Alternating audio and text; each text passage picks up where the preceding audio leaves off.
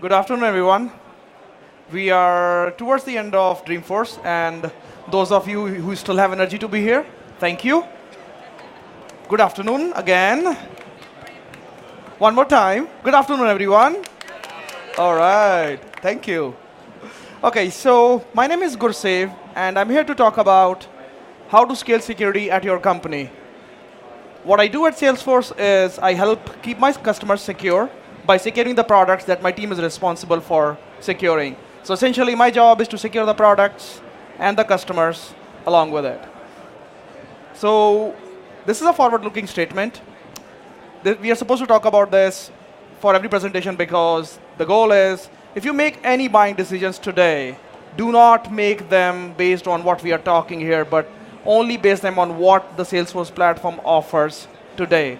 So look at the time T, which is now, and make your buying decisions based only on that, and not what I talk about. So thank you for being security trailblazers and being part of the conversation here. I'll have 20 minutes of your time. 15 minutes would be when I will be sharing the ideas with you, and the last 5 minutes will be for Q&A. I really wanted to thank you for your interest in security, for being Salesforce customers, and for being our valuable partners. So thank you. A big thanks to everyone who's here. So why is security important? Has anybody heard of DG Notar hack, which happened back in 2011? How many of you remember that? 1, 2, nice. So it was a small certificate authority company which got compromised, or hacked is another term that they use for it. They got compromised, and after that they had to shut shop. The business was closed. There were livelihoods that were lost, potentially impacting common people. Some of them might have been, prosecuted. They might have been thrown into jail. There were people who lost their accounts. That's the minimum. So the security impacts you from very basic to the very extreme of lives. So from common monetary value loss to lives being lost. Example, pacemakers, medical devices, or anything that you can think of. So security is important and part of all of our lives. So it's very, very important. Even if I don't deal with security, it is still important for me if I'm a common man. So how do we scale security? Today, we are trying to solve security problems from IoT devices, which are this small, to satellites, which run up in the air. People are able to bring down satellites, control them, and do whatnot. So we want to be able to scale security from micro scale to a macro scale, which is huge. So we are going to talk about 3 powerful ideas today that help us scale security. So 3 powerful ideas along with the way we do security at Salesforce.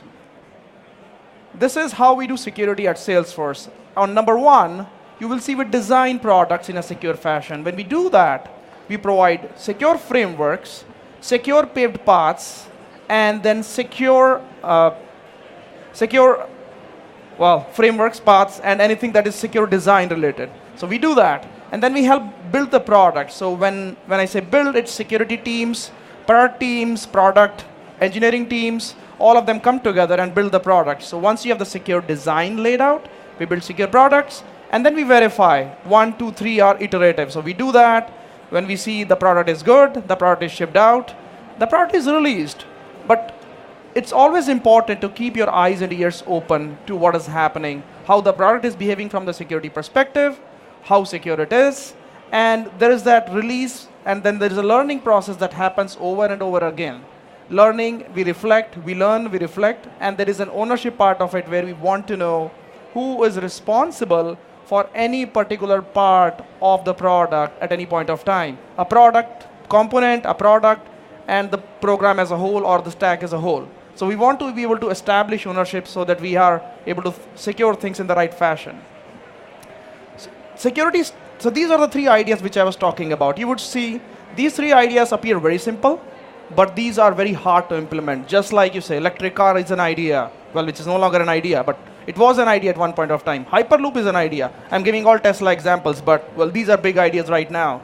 And these ideas appear smaller, but it's very hard to execute them right. So it takes a lot of organizational commitment and effort to get these ideas right. So we're going to go forward and talk about these 3 ideas.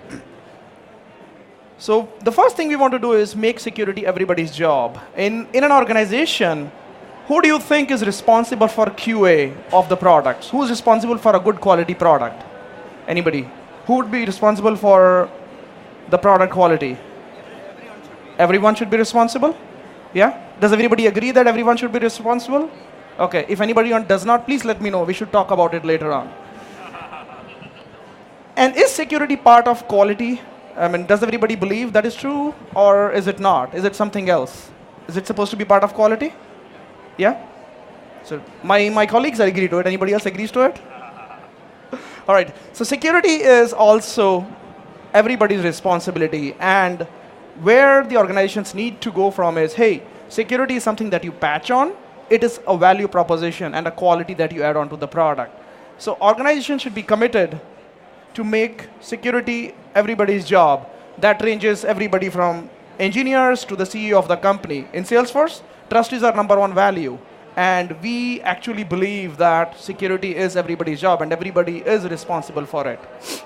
So while we are trying to make security everybody's job, it's important to get all the stakeholders involved, including the customers. For example, you can, if you remember the slide where we had SDL, step 1 was design. So when you're designing the product, it's important to work with all the stakeholders and say, hey, we are going to define some conventions, we're going to define some principles that we are going to rely on and take security forward. So those principles are agreed upon and everybody is part of the solution, then fighting each other later on. Hey, we did not agree on this, we don't want to do this. So define principles and conventions. You have documentation, so get the documents out and ready for your developers to consume. These documents can be written by doc writers, by engineering teams, by anybody. And we have a dev center in Salesforce that if you're writing code on Salesforce, you can use the documentation that we have produced. This documentation was produced by the members of the security team, which I am part of, and there are more contributors all across the products. So it's engineering teams, product security teams, everybody has come together to put together those documents for you. So take some time if you're writing code in Salesforce, use those documents to build a secure baseline for your program. And threat modeling is one of the most impactful things we have seen as part of the design process. So these are the 2 books I happen to read, and I would highly recommend them. I'm not getting any revenues or any money from these 2 guys. One of them was my ex-colleague, Brooke Schoenfield, and the other book is something that I have read, and I like that a lot. So these 2 books would help you understand how to do effective threat modeling, build security from design in your products, and take it from there. Once you have a secure design, any bugs or any things you find later on may not have such a big impact. But if the design is weak, it takes years or astronomical amount of effort and money to be poured in for design to be secure. So get the design right, get everything right from that point onwards. And while you're putting together design and talking to the team on step 1, make sure you have the definition of done.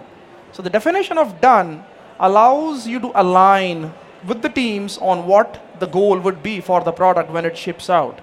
So you share this with the teams, just like Q&A, just like QA, just like performance, just like user acceptability tests. You have definition of done, which is shared with everybody in the engineering. So once you have design laid out, conventions laid out, definition of done laid out, you have a solid base which you can build on. So that was idea number 1. Idea number 2, well, okay. For idea number 1, you also do some training. You build the right security understanding into the teams. You provide them with the right training. How many of you here are developers? 1, 2, 3. Many of you. Has anybody ever gotten up in the morning and thought, I am going to write a vulnerability in my code today? Has anybody tried that? Gotten up with that? No? See, developers want to do the right thing, but this is sometimes do not know. We should not fault them for things that they do not know.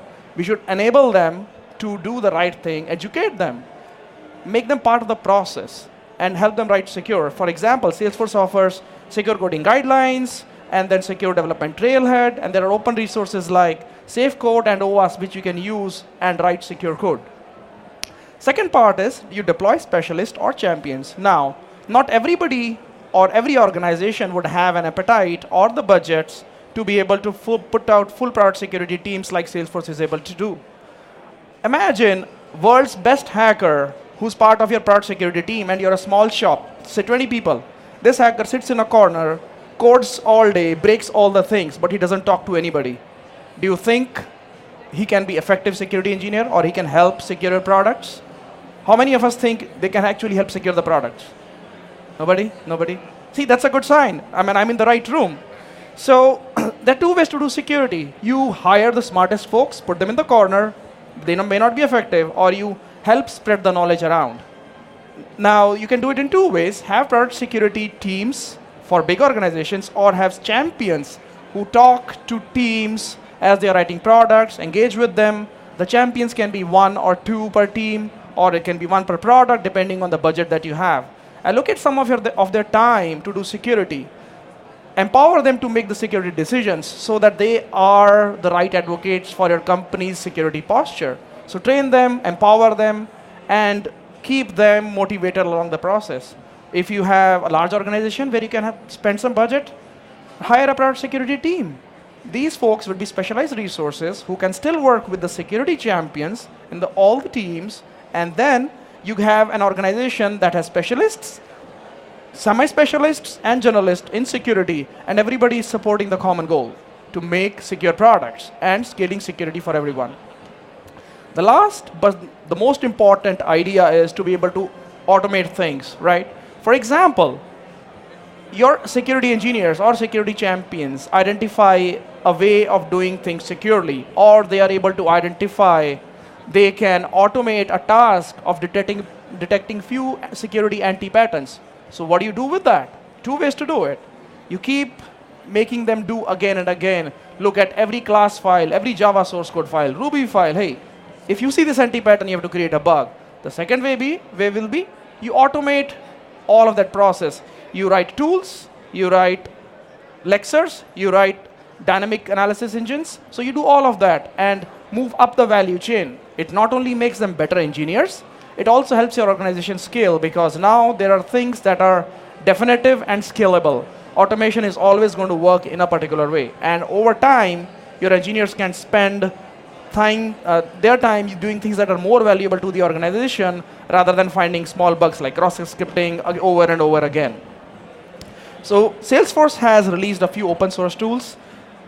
There is Providence that we released a while back. This tool allows you to scan repositories as developers check in code. So it can look at the security anti-patterns, flag them, and then you guys can look at it. When I say you guys, the security engineers can go in, look at those anti-patterns that are flagged, and initiate investigations, log bugs, and do other things.